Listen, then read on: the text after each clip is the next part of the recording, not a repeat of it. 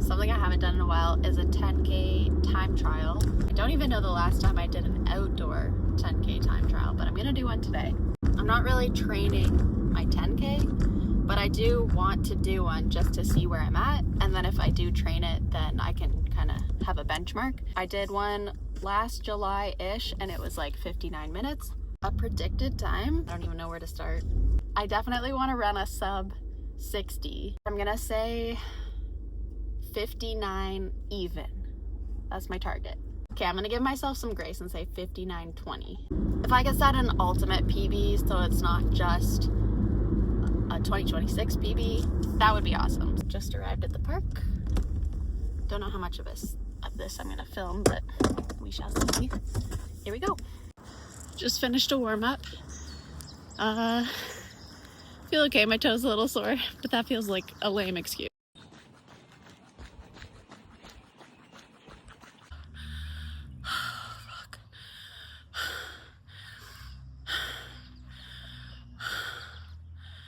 That was hard.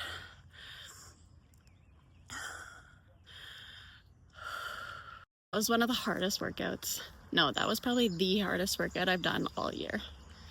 That was incredibly difficult and such a mental game.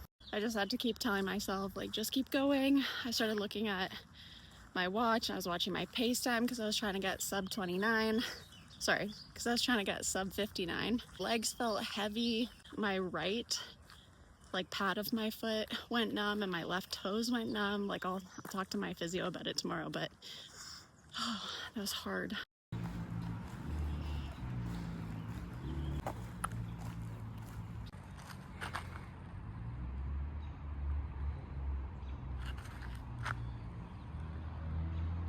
So a really sweet lady, I was laying on the ground because obviously I was so tired, and she came up to me and she was like, "Are you okay? Don't tell me you're okay if you're not okay." And I was like, "I'm okay, I'm just tired." And she's like, "You feel weird?" I'm like, "No, I'm tired." She's like, "Well, I'm coming back this way, so if you're on the ground, I'm taking you with me." So I got up. I'm one of these bad boys. I need some sugar. Normally for a 10K, I would have a gel, but I was doing a time trial, so I didn't really want to do that. I've been comparing a lot of my efforts to last year because when I log it in Strava, most of the time it says, "This is your fastest blank of 2026."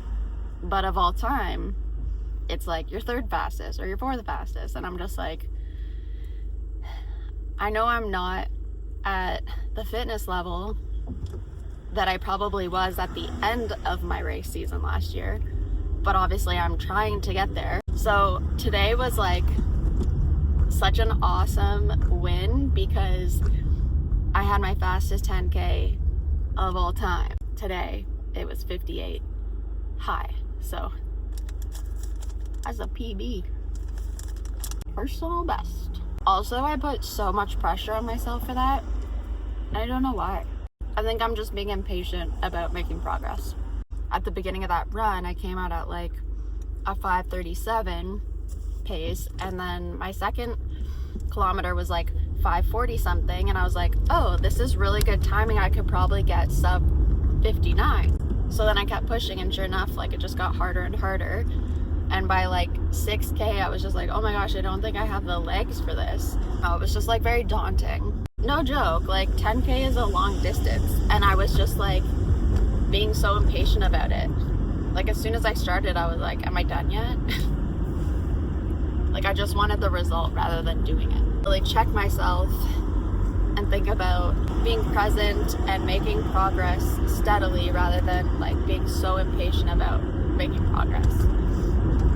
And And a part of that is probably just like, I'm coming up on my first race, like there's nerves around that, and I want to know that I'm prepared and that I'm, you know, fit enough to do it. So that's where a lot of the pressure comes from, I think. Just gotta stay mindful.